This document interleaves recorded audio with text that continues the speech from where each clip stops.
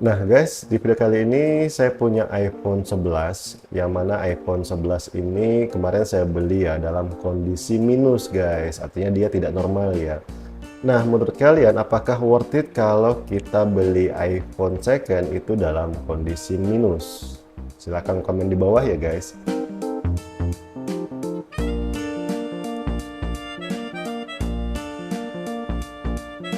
Nah, ini adalah iPhone 11 yang saya beli kemarin. Itu memang waktu saya beli itu kondisinya ada minus ya guys ya, sekitar ada tiga tingkat minusnya.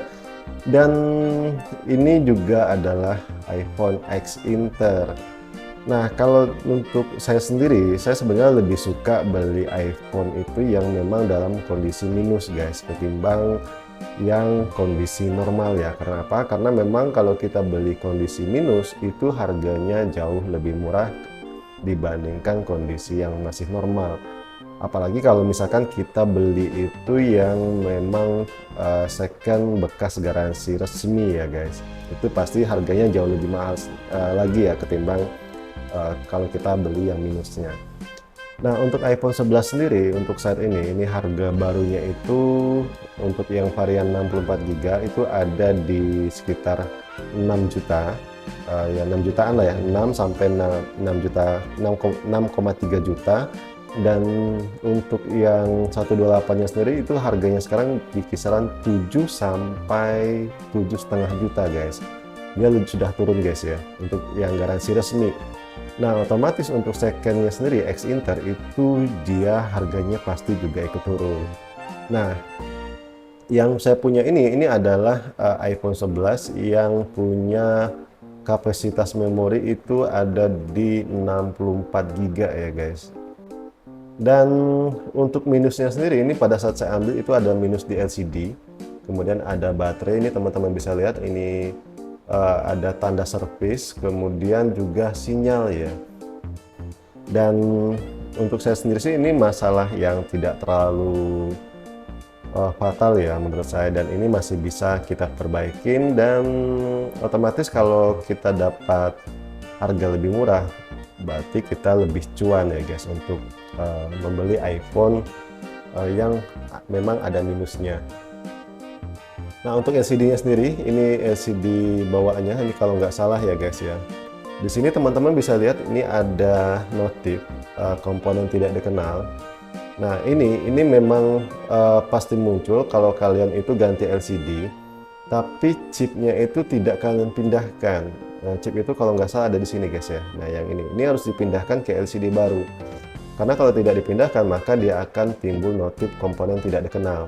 Dan ini juga berlaku kalau kalian itu gantinya itu menggunakan yang original Apple ya, atau copotan itu tetap akan tampil.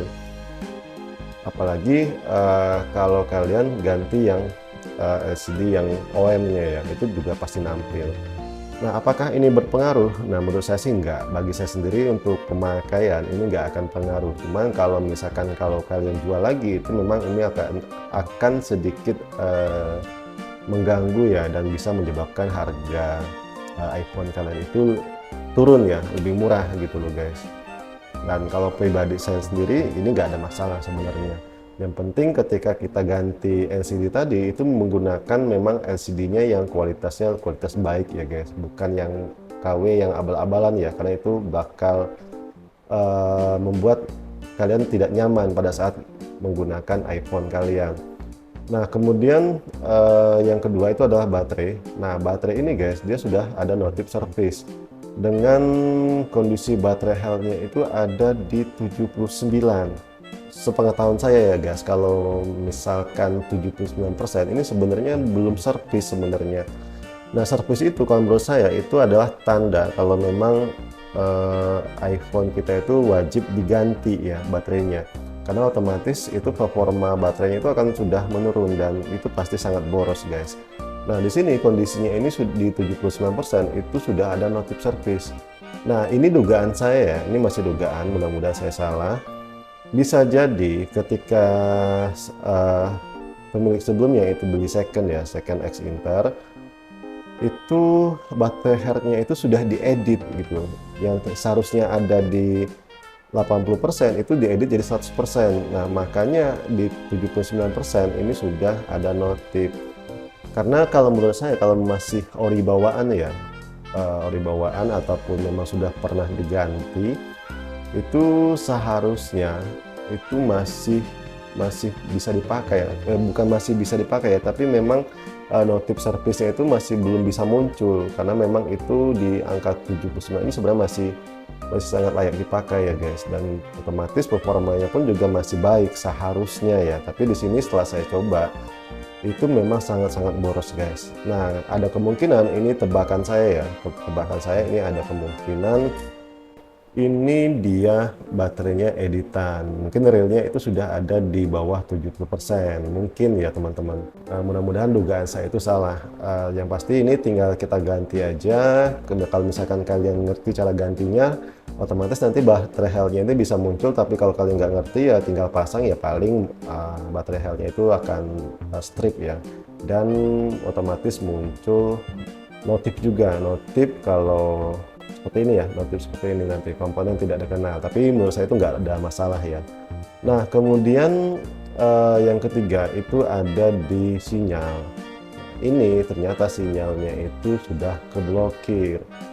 Nah, kalau untuk saya sendiri, karena saya kan untuk pemakaian saya ya, kalau misalkan kita pakai dua handphone ya, saya sih lebih seneng ya udah ambil yang seperti ini aja, nggak masalah. Kita tinggal bisa hotspot dari handphone kita yang satu lagi ke sini, dan itu sama aja guys, nggak ada ini ya, menurut saya nggak ada masalah kalau bagi saya. Tapi kalau teman-teman punya satu handphone, punya satu iPhone ya, ini bakal jadi masalah. Paling kalian bisa akalin dengan beli modem kecil ya, modem kecil, dan itu harus kalian bawa kemana-mana. Nah, untuk fitur lainnya seperti True Tone di sini juga aktif ya teman-teman. Kemudian Face ID nih. Nah, Face ID ini paling penting guys. Karena kalau Face ID-nya sudah mati, wah ini harganya pasti jauh lebih jatuh lagi ya. Nah, di sini kebetulan Face ID-nya ini dia masih berfungsi. Nah, ini ya. Dia masih fungsi ya guys. Nah, kalau menurut kalian Face ID nggak terlalu penting, cukup passcode aja yang nggak masalah sih sebenarnya. Kalau saya sendiri itu yang penting True Tone-nya aktif ya, karena True Tone ini sangat saya sih suka ya dengan fungsi True Tone. Kemudian Face ID kalau bisa, dan yang pasti itu iCloud-nya harus kosong gitu loh guys. Jangan sampai kalian beli tapi iCloud-nya itu nggak dilepas ya, itu ya percuma guys. Suatu saat kalian akan kewalahan ya guys. Nah, kemudian pastikan juga iPhone yang kalian beli itu tidak di bypass ya. Artinya kalau ini sepengetahuan saya ya, kalau misalkan iPhone itu pernah lupa iCloud kemudian di bypass, itu biasanya kalau kalian install ulang itu biasanya akan kembali terkunci. Nah, pastikan memang benar-benar iCloud-nya itu kosong guys. Kalau bila perlu ya kalian coba reset ya, reset. Kalau misalkan dia misalkan kekunci, berarti ya dia pernah di bypass gitu. Oke, mungkin sekian dulu video dari saya. Thank you dan bye bye.